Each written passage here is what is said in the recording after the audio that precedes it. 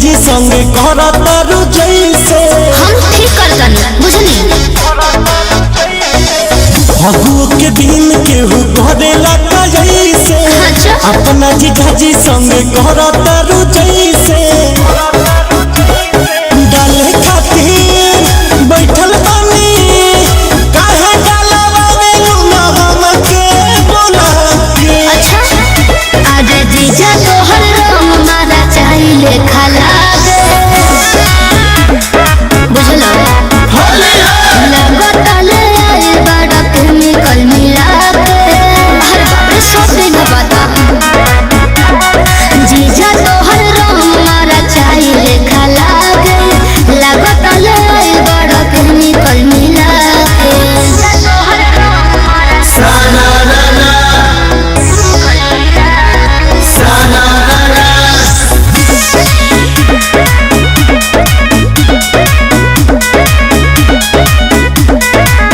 छोड़ जाए दाय साली खिसियाइल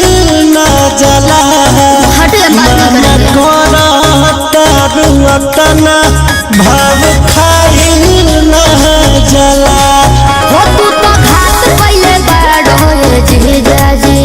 गंदा बात कइले बाड़ो जीजाजी तोहरा के देखल तोहरा के देखते गजब फीलिंग जागे आई हो दादा जीजा तोहर रंग मारा चाहिए खाला ओहो लागत ले आइल बाड़ो केमिकल मिला के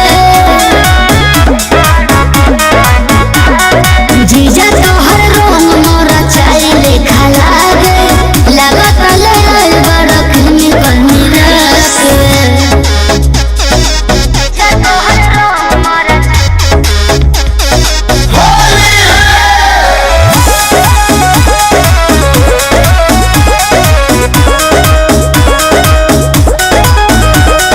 स्पेशल हो बरांड नुकसान न करी रहुआ जाना था बाटे घोरल हमारी रंगरा ओहो, अब छोड़ी। जिया